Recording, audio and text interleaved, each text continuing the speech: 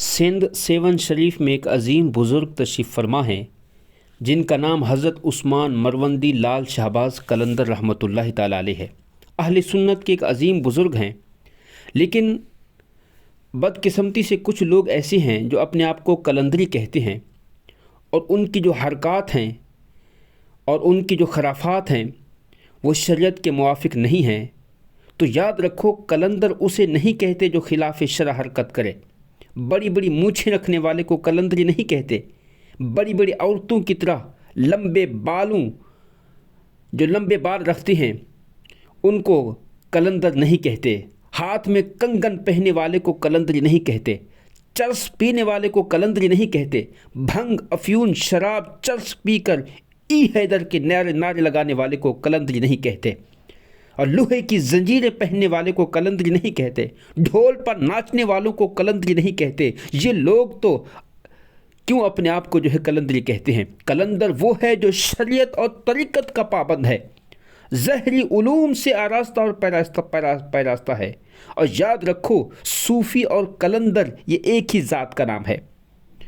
ہر قلندر یہ صوفی ہو سکتا ہے، لیکن ہر صوفی قلندر نہیں ہو سکتا۔ یعنی صوفی کی جہاں انتہا ہوتی ہے وہاں قلندر کی ابتدا ہوتی ہے۔ حضرت سخی لال شہباز قلندر رحمۃ اللہ تعالیٰ علیہ، آپ ایک صحیح العقیدہ سنی عالم دین تھے، حنفی المذہب تھے۔ 13 واسطوں سے امام جعفر صادق رضی اللہ تعالیٰ عنہ سے آپ کا سلسلہ نسب جا ملتا ہے۔ آپ سچے عاشق رسول تھے، سچے عاشق صحابہ تھے، سید زادے تھے۔ آپ کا ایک شعر ہے، ملتا ہے، آپ فرماتے ہیں: عثمان چوں شد غلام نبی و 4 یار۔ عثمان حضور کا بھی غلام ہے، اور آپ کے جو 4 یار ہیں خلفائے راشدین، حضرت ابوبکر صدیق، حضرت فاروق اعظم، عثمان غنی اور مولا کائنات، ان سب کا غلام ہے۔ یہ آپ کی تعلیمات تھی۔ آپ حضرت ابراہیم قادری رحمۃ اللہ تعالیٰ علیہ کے مرید تھے۔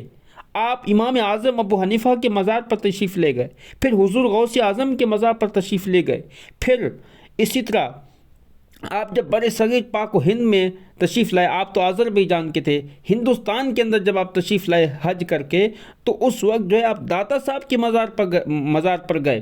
اسی طرح خواجہ خواجگان حضرت خواجہ غریب نواز رحمۃ اللہ تعالیٰ علیہ کے مزار پر تشریف لے گئے، حضرت پانی پت بو علی قلندر کے مزار پر تشریف لے گئے۔ تو آپ جب سندھ کے اندر یہاں مکران میں تشریف لائے تو یہاں پہ ہزاروں لوگ آپ پر وہ اسلام لائے۔ جب سیون شریف پہنچتے ہیں تو اس وقت بدکاری یہاں پہ عام تھی، زناکاری عام تھی، بد اخلاقی عام تھی، اسی طرح زنا کے اڈے یہاں پہ تھے، شراب عام تھی۔ آپ نے ایک مدرسہ کھولا، فقہ الاسلام اس کا نام رکھا۔ پورے سندھ کے لوگ یہاں سے، مصر سے بھی طلبہ پڑھنے کے لیے آپ کے پاس آتے تھے۔ تو اسی طرح آپ ایک صوفی بزرگ تھے، آپ اللہ کے ولی تھے، آپ شریعت اور طریقت کے پابند تھے۔ اور آج اور آپ کی جب ولادت ہوئی تو اس سے پہلے حضرت کبیر الدین جو آپ کے والد محترم تھے، وہ حضرت مولا کائنات کے مزار پر جاتے ہیں، اور حضرت علی نے ان کو بشارت دی کہ آپ کیا ایک فرزند ہوگا جو دین کی خدمت کرے گا۔ تو یاد رکھو، جو آج حضرت لال شہباز قلندر رحمۃ اللہ تعالیٰ علیہ کے مزار پر جا کر لوگوں نے خرافات کا ایک بازار گرم کیا ہوا ہے، اور ایک لال کپڑے پہنے ہوئے ہیں، زنجیریں پہنی ہوئی ہیں، اور خرافات کا، اس سے لال شہباز قلندر خوش نہیں ہوتے۔ حضرت لال شہباز قلندر کی روح اس سے خوش نہیں ہوگی، وہ ناراض ہوں گے، کیونکہ وہ اللہ کے ولی تھے، وہ شریعت اور طریقت کے پابند تھے، وہ امام عالی مقام سے آپ کا وہ نسب جا کے ملتا ہے، اور آپ نے دین کی خدمت کی، اپنی کرامات سے وہ لوگوں کو دین کی طرف بلایا۔ تو آج دین سے ہٹ کر تم ڈھول دھماکے، شراب، افیون، چرس، بھنگ اور خواتین، عورتیں مکس ہو کر وہ جمع ہو کے اہل سنت کے مسلم کو بدنام کر رہے ہو، اس سے بچنا ہوگا، وگرنہ لال شہباز قلندر رحمۃ اللہ تعالیٰ علیہ کی روح اس سے خوش نہیں ہوگی۔ اللہ تعالیٰ ہدایت دے ان لوگوں کو جنہوں نے خرافات اور حضرت لال شہباز قلندر رحمۃ اللہ تعالیٰ علیہ کی طرف اپنے آپ کو قلندری کہتے ہیں، اور خلاف شرع ان کی حرکتیں ہیں، بڑی بڑی مونچھیں رکھی ہوئی ہیں، عورتوں کی طرح لمبے لمبے بال رکھے ہوئے ہیں، شریعت سے کوئی تعلق نہیں ان کا۔ یہ اگر دیکھا جائے تو یہ نجاست، اب وہاں جب جاتا ہے بندہ تو پھر دیکھتا ہے ہاتھ میں کنگن ہیں، چرس پی رہے ہیں، بھنگ پی رہے ہیں، شراب پی رہے ہیں، لوہے کی زنجیریں ہیں، ڈھول بج رہا ہے، ناچ رہے ہیں وہاں پر۔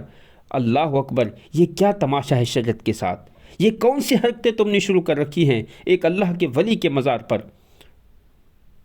اس سے جو ہے بچنا ہوگا۔